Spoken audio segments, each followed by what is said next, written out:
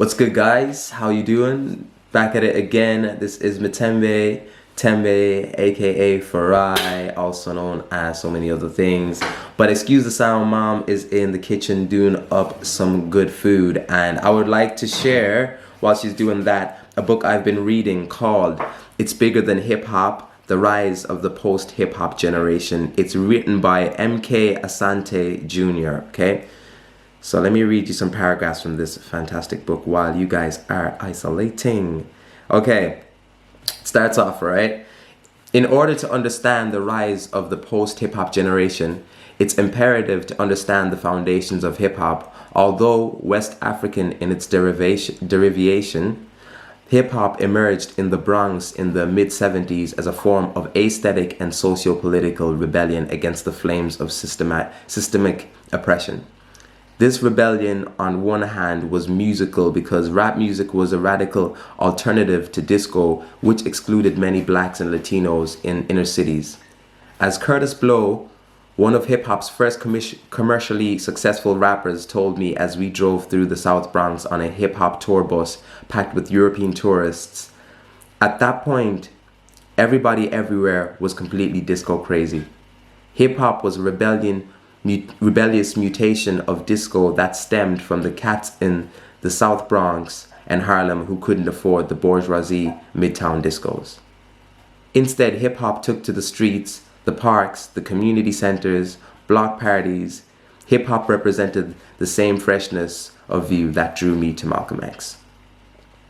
See, from when I read that paragraph, firstly, that really kind of gave me some insight on myself, because as a writer, I've been always thinking about what my message is and what purpose it has, you know. So back when I used to listen to the likes of Diggable Planets, A Tribe Called Quest, and De La Soul, those artists always talked about things that had meaning to it, and it was a movement, rather than what sometimes I hear now on radio, which is a materialistic sound. It sounds like they're just all about money, you know, jewelry and all stuff like that. So it's great to hear that the origins of hip hop started from a place of like just empowerment, you know. So I always used to think about that, and I always felt kind of left out, because I was always talking about Mother Nature and all these other factors that inspire me, and I felt like such, you know, a bit like out of the whole circle of being like, yo, I'm like this, I'm like that, you know. But reading this has kind of reconnected me to the feeling of empowerment and what my message is. And, you know, because I'm like an African person, and the thing is, I like to bring that out through my music and reconnect with all the life that is, and that has inspired me. So that really touched on how I used to think about what hip-hop meant to me. Anyway, I'm gonna continue on, right?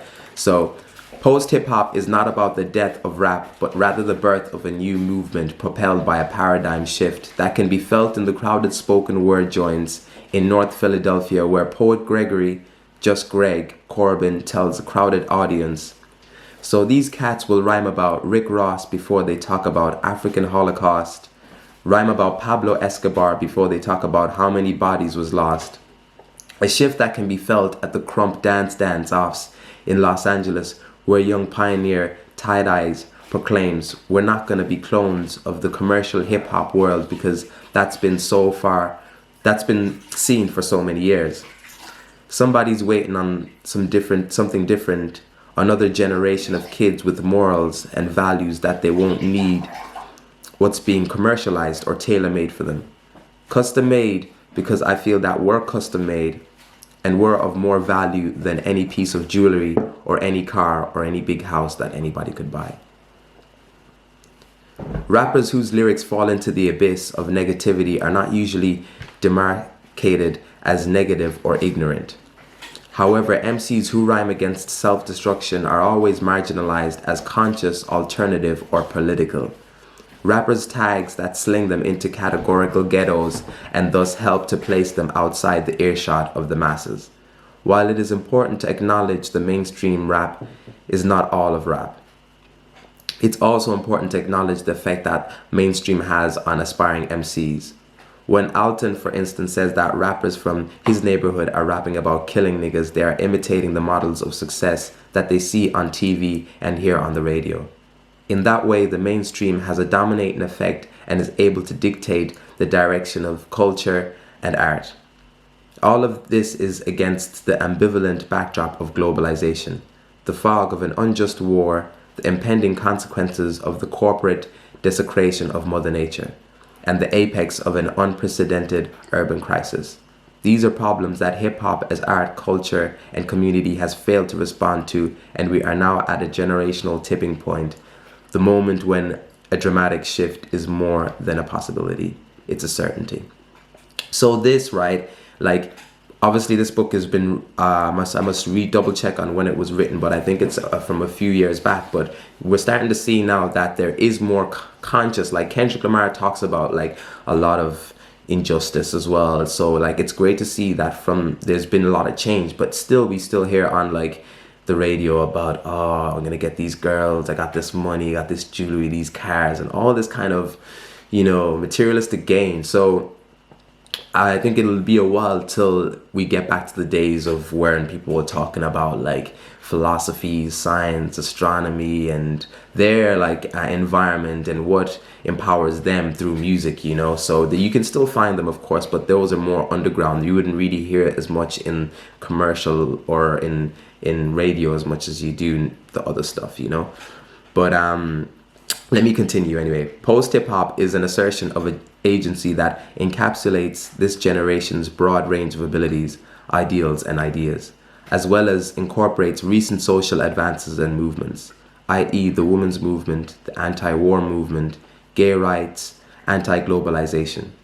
See, I'm going to pause there anyway. See, like if we were hearing people talking about all those movements on the radio, it would definitely change our conscious and change what we value and how we look at the environment and how we look at each other. So I think that's the big thing why the radio you always hear about, because they're pushing a certain agenda. If they were pushing an agenda for the people, then you would hear more of open-minded people kind of like, wanting to see peace, positivity, etc., etc. So let me continue anyway.